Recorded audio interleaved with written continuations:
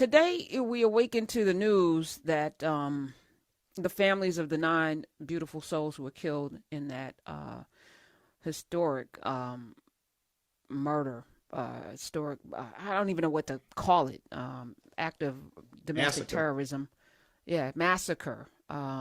They have settled with the Justice Department over the faulty background check that allowed that Cretan Dylan Roof to purchase a gun that he used in that 2015 massacre. $88 million, which will include 63 million for the families of those who were killed, another 25 million for survivors of the shooting. That was announced today. Bakari Sellers, friend of the show, I know he's your Yep. friend as well, who was the attorney who helped broker the deal. He told the Associated Press that the 88 figure was on purpose. He said it's a number typically associated with white supremacy and the number of bullets. I didn't know this, that Roof said he had taken with him to the attack. So he was very intentional about who he was going to kill and how and why. And he had a whole manifesto. He said, we've given a big FU to white supremacy and racism. This is what Bakari Sellers said. We're doing that by building generational wealth in these black communities from one of the most horrific race crimes in the country. And according to the Justice Department, settlements for the families of those killed range from 6 million to 7.5 million per claimant. Survivor settlements are 5 million per claimant. And months before this shooting, Roof was arrested. Months before, Roof was arrested February 28th by Columbia. Months before the shooting, police say on drug possession charges. They had him in custody before Yep. this happened. But a series of clerical errors and missteps allowed him to not just get out, but buy a handgun, which he should not have been able to do in America. Let me ask you both. And no money will replace those 9 beautiful people. No amount of money. I think about that beautiful smile of the youngest member, the youngest person murdered, and his mother. And I think about his future, and I think about a young black man going to church on a Wednesday. Like, we lost not just Clemente Pinckney. Yep. We lost some amazing human beings. That money will not replace, and I'm glad that 88 was on purpose. But what do we do with this? And I don't think Bezos or Gates or Musk or Zuckerberg are gonna be footing the bill because they don't pay taxes. So that's gonna be coming out of the American people pocket, right? That Justice Department money. What are your thoughts, guys? Well, I can tell you, Karen, on this. This is so personal to me because Clemente Pinckney was a friend of mine, a very good friend, was a mentor. There are a lot of us who cut our teeth in sort of my age group. We cut our teeth in politics around the same time, and Clem was sort of the head of the pack because he was the first of the young ones to kind of get elected to the House and get to the Senate. And you couldn't find a more gentle but powerful spirit than Clem.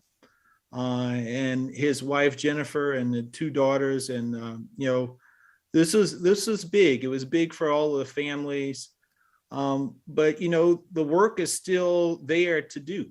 We still need to close the Charleston loophole, which is a legislation to make sure that this type of thing never happens again. And this is a sad thing, and I don't know if you know this, Karen, and I brought this up when I was running for the United States Senate.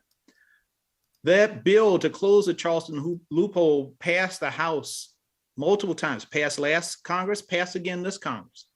But that bill was held up in the United States Senate by the senator from South Carolina, Lindsey Graham, who was the chair of the Judiciary Committee.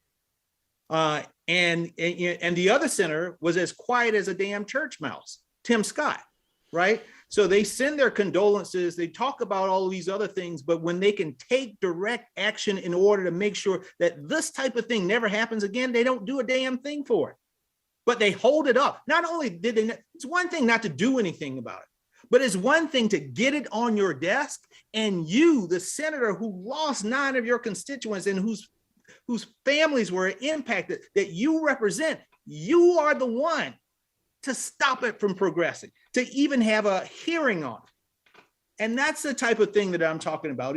Folks say, make that make sense though, because Tim Scott often talks about growing up in South Carolina in a way that many black folk can understand. Like we get oh yeah, his upbringing, his story is a lot of our same stories, right? And to get to that high point in Congress where you are among 100 people in the whole entire country to be in the Senate as a black man from South Carolina. Make that make sense to me, Jamie Harrison, how he could vote against not just his constituents, his community. Well, it doesn't make sense, Karen. It's the same thing that doesn't make sense about him supporting all of these legislative attempts in these states to take away the rights of black folks. I mean, it does not make sense. So is his political position, does that supersede his humanity? Like I'm like I hate. I mean, I'm sitting here like, what's the gain? Oh, do you think you're going to be president of the United States one day? Oh, like, yes, what's your gain? Okay, all right. Well, he's severely delusional. I wish anyway. Go ahead before I say something. No. Foul. Now, I wanted to get at this kind of what does the money mean? I mean, I think more than anything else, you hit on a really important thing, Karen. There are police departments across the country right now who are engaging in reform, not the transformation we desire, because they understand the cost. They're having to pay out too much. Here, in this case, it's important to note that the government is paying for this, which means, frankly, some of the same families who are receiving resources here have contributed to them through their own tax dollars. So the question becomes, how long are we going to pay the price for individual citizens, for organized militias, for white nationalists to terrorize other Americans? We are paying for that. So this is important. That this has happened. It is transformational that it is this number. I appreciate the symbolism.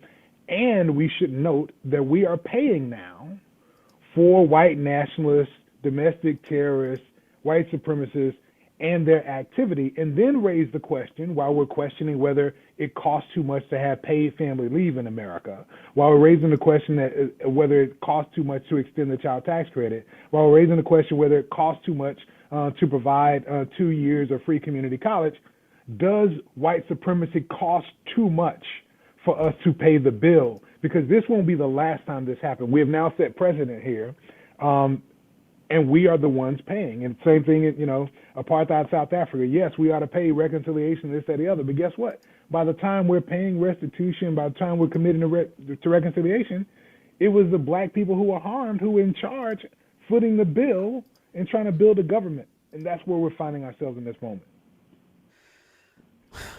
I sit here every day. We just had Andrew Shue on, and, I contemplate a lot of this stuff that we do is performative.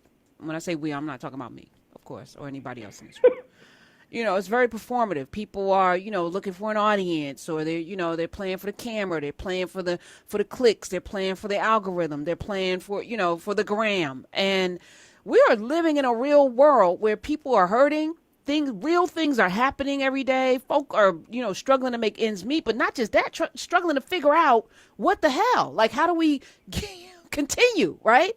And every day is kind of like, I used to be very optimistic, and I'm no longer, even though I'm still going to put my time into building the world I want to live in, I feel some mornings, some days I get up defeated that we're not going to get there because we're lazy, or we don't see ourselves and one another, whatever the issue. But it makes it difficult, to have conversations about anything when we're all suffering. It's raining on everybody. Yet some people are like, well, not my problem. It's raining on you. The rain didn't just skip you. Like, I don't get it.